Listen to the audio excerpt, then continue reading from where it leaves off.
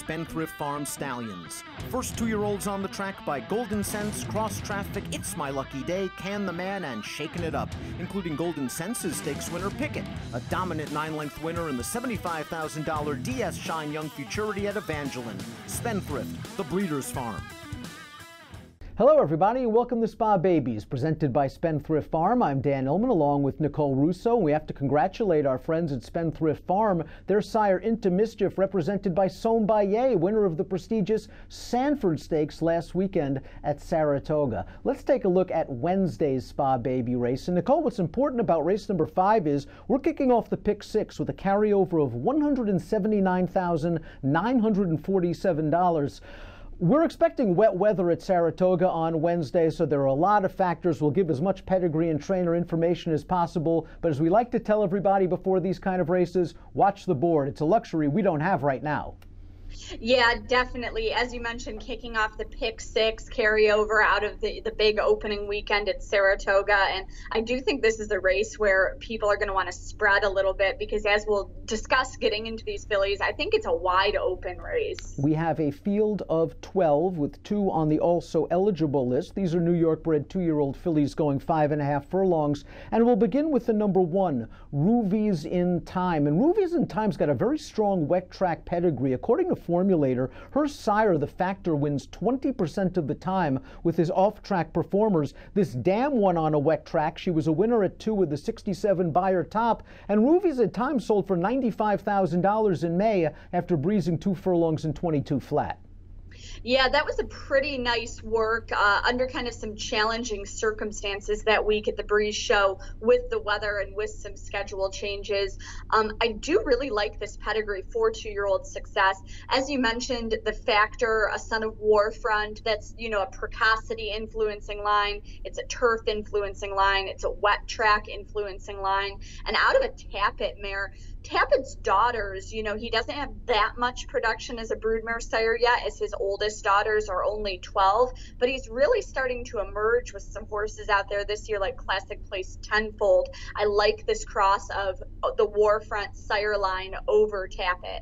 Lots to like about Ruvy's in Time, especially the price. She is 10-1 on the morning line. What might give you cause for pause is this Formulator factor. Trainer Rick Schosberg is very good, but his specialty is not 2-year-olds. Over the past 5 years, 1 for 29, a 67-cent ROI. That being said, if the track is wet, I might want to use Ruvy's in Time in this pick 6 sequence. The number 2 is Evans Nice Now, and this is a daughter of Trap Shot, who sold for $17,000 as a weanling, the first starter from an unplaced dam. The second dam was a stakes-winning dirt sprinter at River Downs. But if you access Mike Welsh's excellent clocker report on DRF.com, you'll note that Evans Nice Now's most recent bullet workout at Saratoga came with a Jeremiah Engelhardt trained horse named Dirty, and that horse just won on the turf with a 91 Beyer speed figure.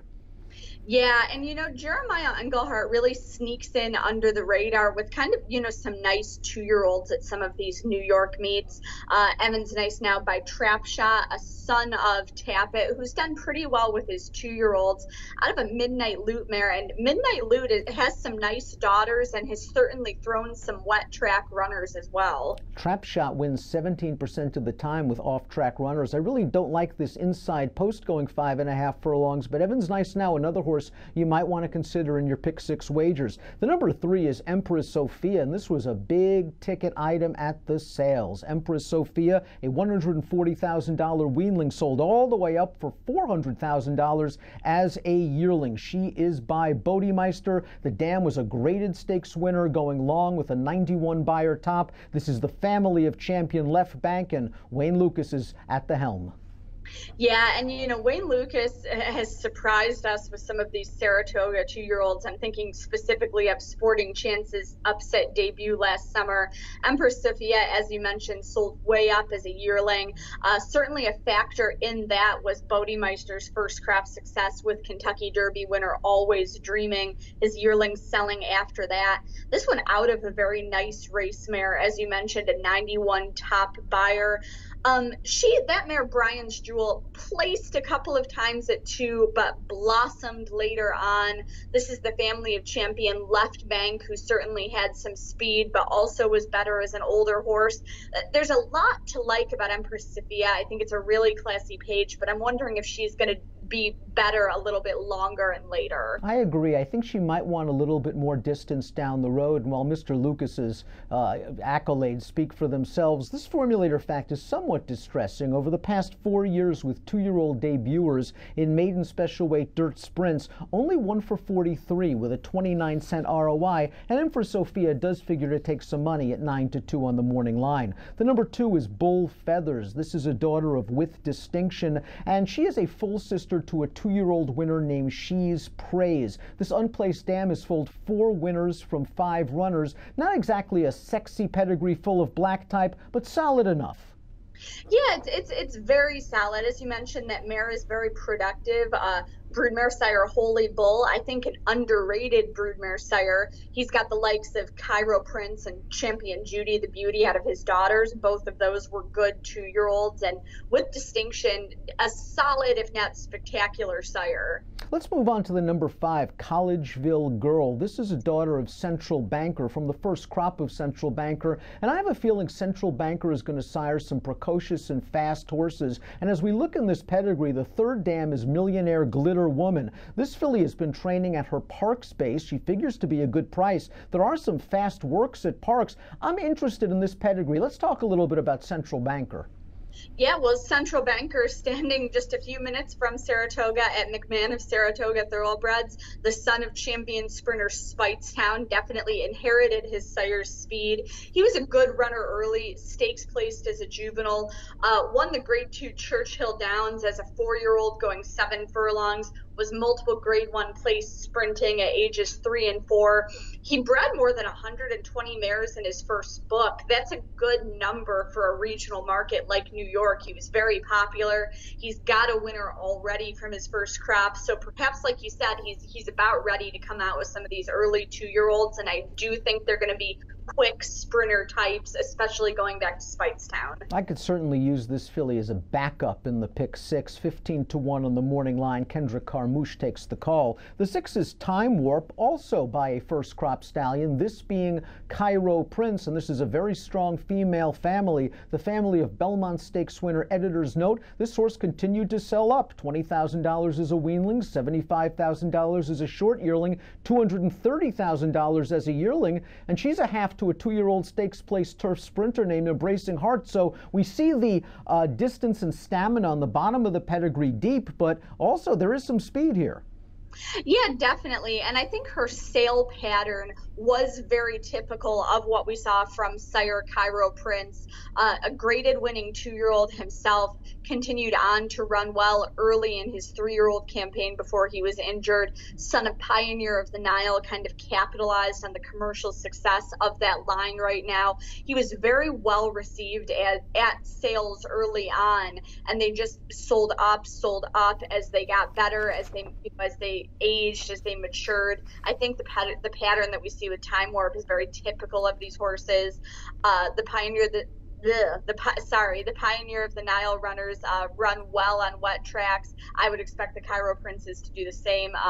Ken McPeak trains this one. She fired a bullet work 2 back, and her most recent work looks like a maintenance move. I think she's coming up to this in good form. If you believe experience counts, then you're going to land on the 7, Damsel Fly. She is the only experienced runner in this race, finishing 4th in her career debut last month. Now, she only earned an 18 Beyer speed figure. That might be worrisome, but the fact that she was 5-1 that day against a runaway winner, I think that's a good sign. And the fact that Jose Ortiz takes this mount, I think that's also a good sign. This dam won 2 sprints. She won at 2, and she's by Bustin Stones, who is a fleet and undefeated Grade 1 winning sprinter. Yeah, and he's done well with his 2-year-olds, as you would expect from the son of City Zip, one of a couple of sons of the very versatile, very underrated sire City Zip with representatives in this race. As you said, experience might count. She ran pretty evenly on debut, does pick up Ortiz, as you mentioned. So I think you can't leave her out as the only experienced runner in the field. Another daughter of a first crop stallion is the number 8, Aqua Riva. This one is by Flashback, and she sold for $170,000 in March after breezing a furlong in a swift 10 seconds. She's a half-sister to a couple of nice, fast, precocious horses. The stakes-winning sprinter Belief System, the Grade 3 stakes placed in debut-winning 2-year-old Seagal. Let's talk a little bit about Flashback, because I have a feeling this one might be a precocious stallion. Yeah, he might be. He won the Son of Tappet. He won his only start at age 2, although late in the year. Defeated some horses who went on to be nice horses like Mentor Kane, who was eventually Grade 1 placed. Won the Lewis in a romp in his second start early in his 3-year-old year. Was Grade 1 placed that season. Flashback, a full brother to Zazu, who was a nice juvenile and a Grade 1 winner herself. As I mentioned, Tappet's oldest foal's only 12, so he really hasn't had that son yet really pick up the torch for him at stud, although he does have nice horses out there like Capizar, the sire of Monomoy Girl.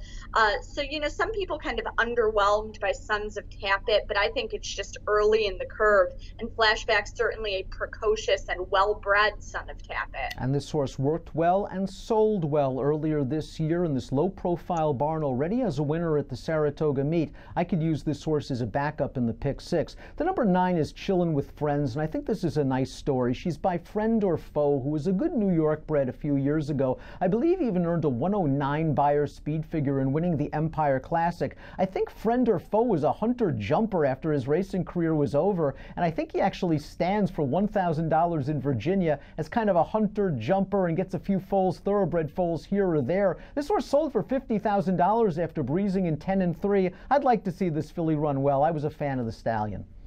Yeah, so was I. I mean, he was a tremendous physical. He was a late blooming horse, didn't run till age 3, and then won the Empire Classic and some other stakes.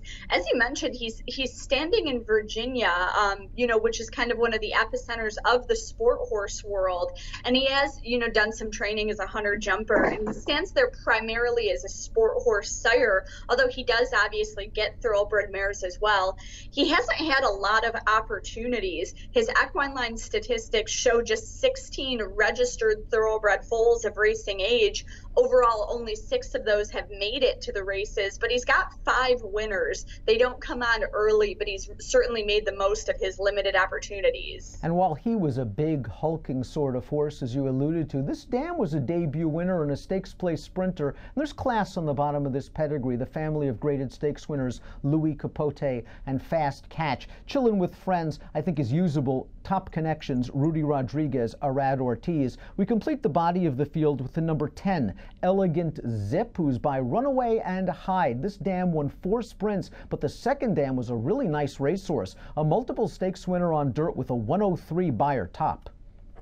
Yeah, definitely a lot of speed on that female side of the family, a lot of speed on top, like Bustin' Stones, who we mentioned earlier. Runaway and Hide, a son of the late versatile City Zip, does well with his 2-year-olds. His sons do well with his 2-year-olds. And Runaway and Hide had a career year with his 2-year-olds last year. Stakes performers including Runaway, the ill-fated 10 City, and others. Let's take a look now at our top picks and how we're going to play this pick 6 sequence. I mean, the weather doesn't sound so good right now. I think you really said a mouthful earlier on when you mentioned this is a spread race. Yeah, definitely. I certainly think it's wide open. I think a lot of these, based on their pedigree patterns and their trainer patterns, will improve with the experience and even a little more distance. That said, somebody's got to step up and win here. We're going to watch the board on Wednesday, but there is a lot to like, I think, about Time Warp for Ken McPeak. Solid work pattern. Looked like she's primed for her debut. And the Cairo Princess, as I mentioned, we've always thought highly of. Empress Sophia might like going longer a little bit better, but a lot of class on her page, and Lucas has shocked us before. And in the exotics and in your spreads, I wouldn't leave out Damselfly. who has the experience, and Evans Nice Now for Engelhart. I'd urge everyone to use Ticketmaker for this Pick Six sequence and weigh your opinions. It might be the best way to save some cash at the end of the day. My top selection will be the Rodriguez runner, the 9 Chillin' with Friends, but I'm certainly going to use Nicole's preferred pick, the 6 Time Warp, as an A, and the 2 Evans Nice Now would also be an A. Bigger priced horses that I would use as backups in this Pick Six, the well-bred for an off-track number 1 Ruvies in Time, and the number 8 Aqua Riva by that promising first crop stallion Flashback. That's it for Wednesday's Spa Babies presented by Spendthrift Farm. Nicole and I will be back in a minute to discuss Thursday's Spa Baby race featuring 3 Spendthrift runners. We'll see you then.